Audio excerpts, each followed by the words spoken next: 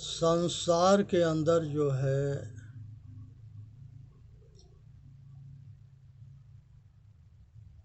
हमारे हिंदुस्तान के इतिहास बहुत जो है महान है। महाभारत में ये महाभारत की कहानी है। द्रोणाचार्य जी जो है बहुत विद्वान थे और उन्होंने जो है अपने जो है अर्जुन के सबसे श्रेष्ठ धनुषधर बनाना चाहते थे। आज जितना इनका ध्यान अर्जुन के ऊपर था उतना ध्यान और बच्चों पर नहीं था। और राजकुमार थे, बहुत राजकुमार थे। और धीरे धीरे जो है कर्ण जो है उनके पिता रथवान थे, उनको उसने भी आए और गुरु द्रोणाचार्य से कहे कि हे गुरुदेव, हमारा पुत्र जो है अस्त्र शस्त्र की शिक्षा लेना चाहता है। आप हम हाथ जोड़ के प्रार्थना करते हैं कि हमारे कर्ण की आप विद्या दे दीजिए। द्रोणाचार्य मने कर दिए कि हम शूद्र के विद्या नहीं देते, हम राजकुमारों के विद्या देते हैं। आचार्य के अंदर अगर ऐसा भाव आ जाए कि ये शूद्र है, इसको हम शिक्षा नहीं देंगे, ये राजा है, इसको हम शिक्षा देंगे, उस तरह के आचार्य महामूर्ख होता है, उसको विद्वान नहीं कह सकते। वो महान मूर्ख होता है, विद्वान नहीं होता है, जिसको खोपड़ी पर अपने विद्या के अहंकार चढ़ा है। विद्वान उसे कहते हैं कि उसके पास गरीब हो, अमीर हो, नीच हो, ऊंच हो, वो सबके बराबर शिक्षा दे। उसी को शिक्षा के धनी कहा गया है। नाम के आगे पीछे आचार्य लगा देने से वो आचार्य नहीं हो सकता। आज इसके बिजनेस बना लिए हैं सब और डिग्री के खरीद लेते हैं सब, अपने आगे नाम आचार्य के लगा करके, और न बोलने के ढंग, न व्यवहार के ढंग, न उपदेश के ढंग, और सारे जो है अहंकारी बन गए अपने विद्या के। क्योंकि व्यास गद्दी पर बैठते ही खोपड़ी बदल गया। अपना बड़प्पन के अहंकार आ गया। आज सामने जो नीचे बैठे हैं उसको नीचे समझ लिए, क्योंकि व्यास गद्दी हमेशा ऊपर होता है। और ये व्यास गद्दी वालन के पता ना है कि भंगी पुत्र जो है पराशर ऋषि थे और उन्हीं के पुत्र जो है वेद व्यास हुए। जो मलाहिन धीवरी के पुत्री थी सत्यवती, और उन्हीं के नाम से व्यास गद्दी चला। नारद दासी पुत्र थे और नारद जो है अपने कर्म से पूज्य हुए। वेद व्यास अपने कर्म से पूज्य हुए। सुपच भगत अपने कर्म से पूज्य हुए। रविदास जी अपने कर्म से महान हुए। सतगुरु कबीर साहब अपने कर्म से महान हुए। तो जाति से में लोग महान नहीं होते हैं, अपने कर्म से महान होते हैं। और ये सब अपने कर्म से अपना इतिहास रचे। ईसा मसीह जो है लकड़ी के काम करते थे, बढ़ई थे।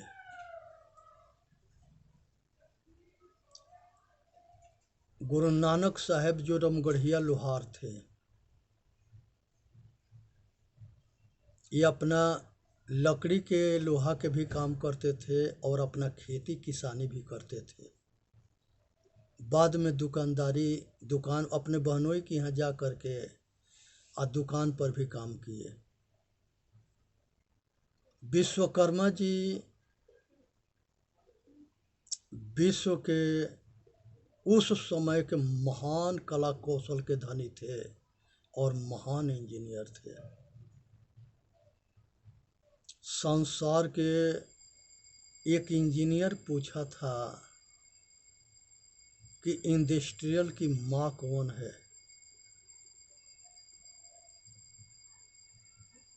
तो दूसरा इंजीनियर ने उत्तर दिया था कि ये टेक्नोलॉजी जो है ये इंडस्ट्रियल की माँ है, कला कौशल। इसके पिता कौन है? तो जो जिस कला के धनी होता है उस कला के वो पिता होता है। भगवान राम को 12 कला के कहा गया, भगवान कृष्ण के 14 कला के कहा गया, 16 कला के कहा गया, विश्वकर्मा जी के 20 कर्म को कहा गया। ये सब कला कौशल क्या है? यही कला कौशल है। जितने भाषा के जो जानकार होता है उतने विद्वान होता है, उसी तरह से जितने कला के जानकार होता है उतने जो है वो उस तरह के विद्वान होता है। तो इसलिए समझना है, विचार करना है और अपना कल्याण करना है।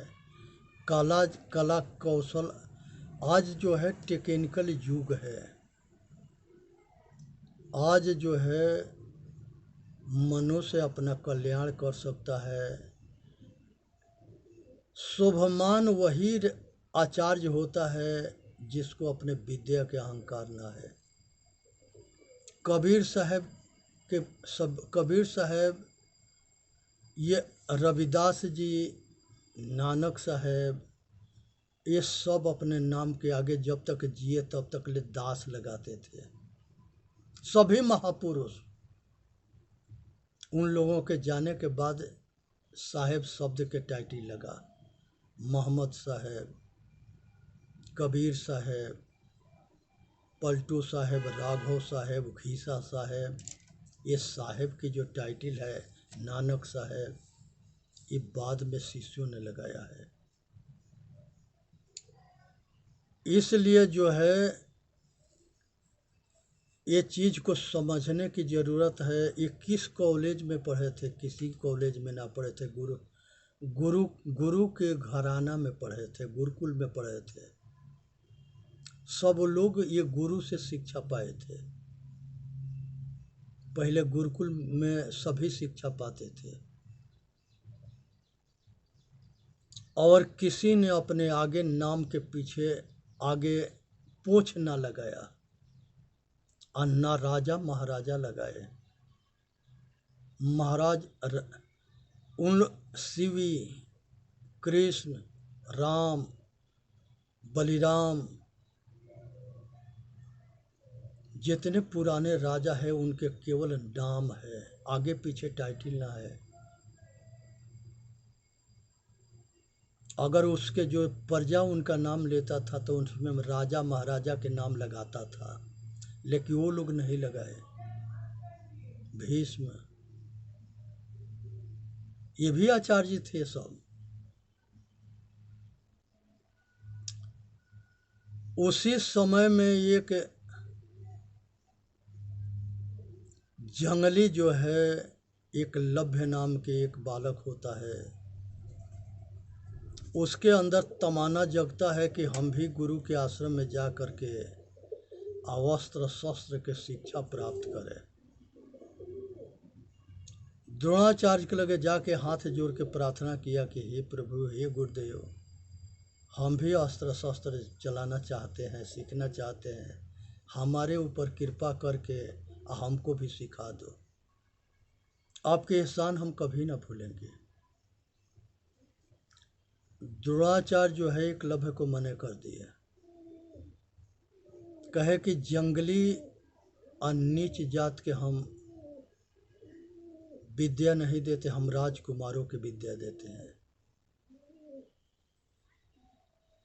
एकलव्य एक आता है, एक मूर्ति बनाता है द्रोणाचार्य के, अभ्यास करना शुरू कर देता है और महान धनुषधर बनता है।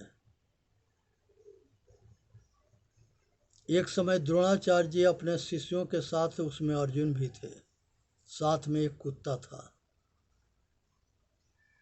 ये उसी वन में पहुंच गए जहां एकलव्य जो है रहता था, अब प्रैक्टिस करता था। कुत्ता भौंकना शुरू किया तो एकलव्य उसके मुंह बाण से बंद कर दिया, घायल ना हुआ। उसके जो है द्रोणाचार्य देखे तो कहे कि ऐसा कौन धनुषधर है जो हमारी कुत्ता के मुंह बंद कर दिया, अब कुत्ता घायल भी ना हुआ। तब तक ले एकलव्य सामने आ जाता है, पूछे कि तुम्हारा गुरु कौन है? कहे कि हमारा गुरु तो आप ही हो।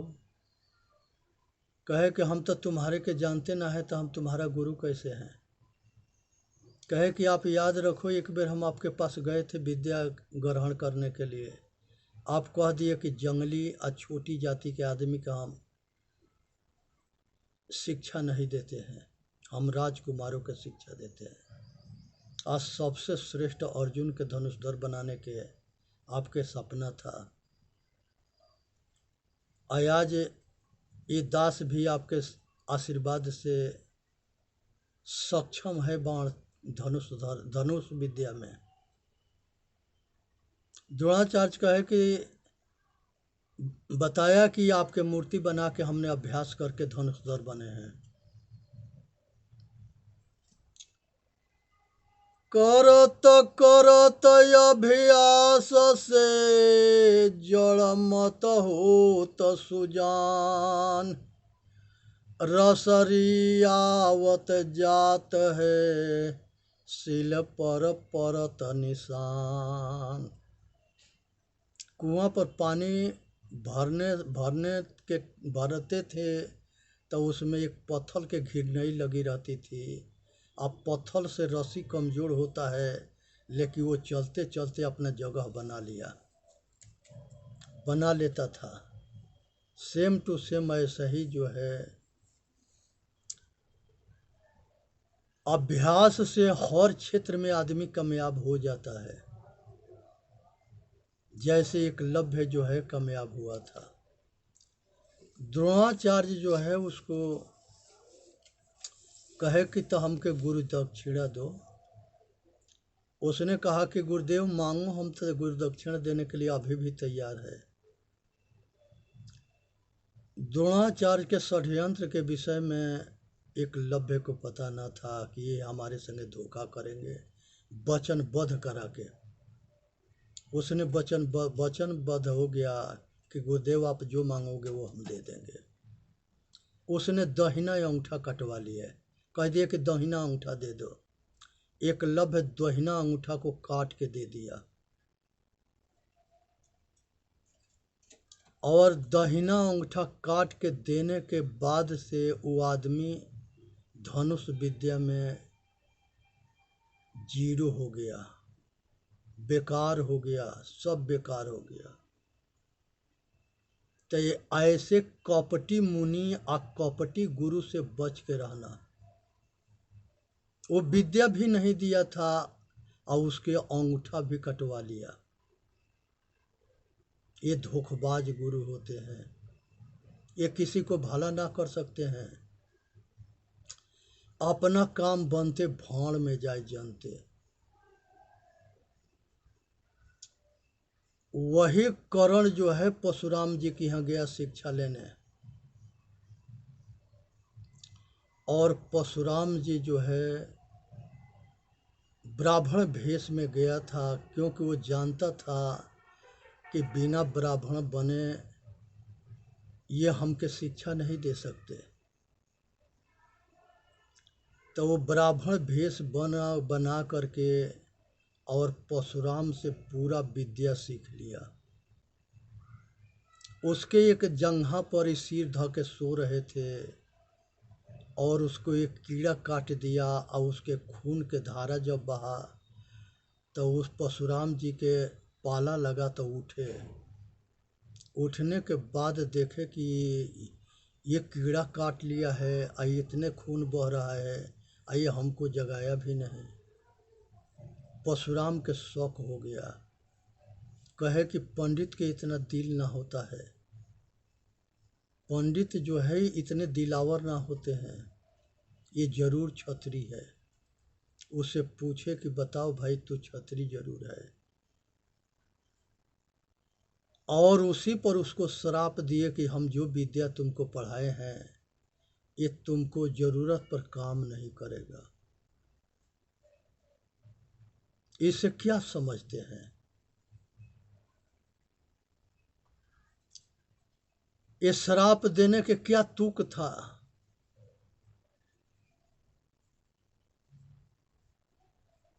ये जातिवादी थे तबे तो श्राप देते थे और सबको डरवाते थे कि हम श्राप देंगे तो ये होगा वो होगा। हिंदुस्तान में मुसलमान आए, बहुत राजा आए, आप बहुत पंडितन के सिर कलम किए, आप बहुत के जो है मुसलमान बनाए। उस समय सबके श्राप कहाँ गया था? सगरी देवी देवता के हथियार धरा करके आप पूजा करके धंधा बना दिए। और धंधा जो है जहाँ ज़्यादा मूर्ख होते हैं या ज्ञानी होते हैं ऐसा धंधा चल देता है। जब हिंदुस्तान में यमन आए थे विदेशी राजा तो चाणक्य ने चंद्रगुप्त को पढ़ा दिया था कि ये सब पूजा पाठ मानते हैं, ये सब के जो है पूजा पाठ देवी देवता के में भ्रमित कर करके और षड्यंत्र रच करके मूर्ख बना देनी है, भ्रमित कर देनी है।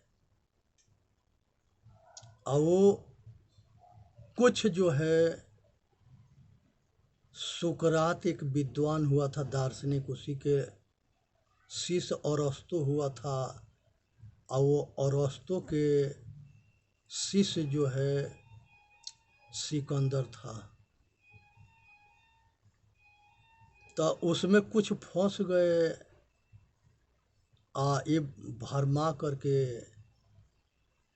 भटकाने के लिए प्रयत्न किए थे। उस समय चाणक्य चंद्रगुप्त को समझाए थे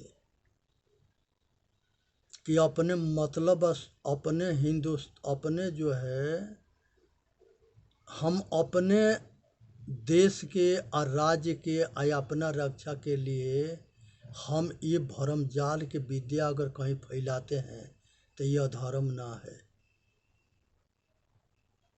आज वही विद्या जो है धंधा बन गया, इसी देश के पतन किया और इसी देश के गुलाम किया। उस समय तक्षशिला के बहुत आचार्य जो है और राजकुमार राजा सिकंदर के साथ दिए और सिकंदर से मिले हुए थे।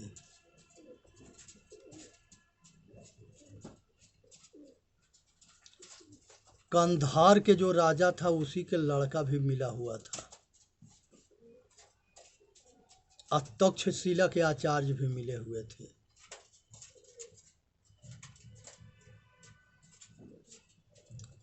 इसलिए जो है ये समझना चाहिए कि हिंदुस्तान के पतन जो है हमारे कमजोरी, हमारे अपने हुए, यही हमारे हारने के कारण बने।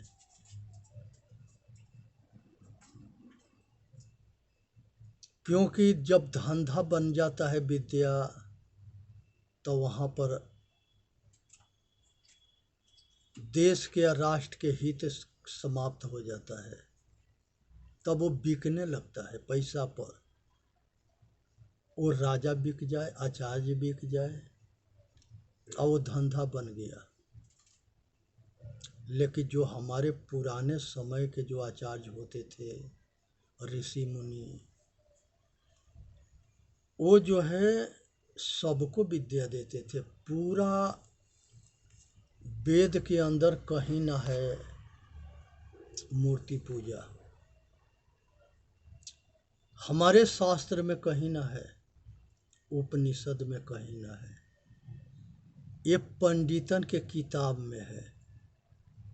पंडितन के हवन पूजा पाठ, उसके नाम पर पशु के बलि करा देना।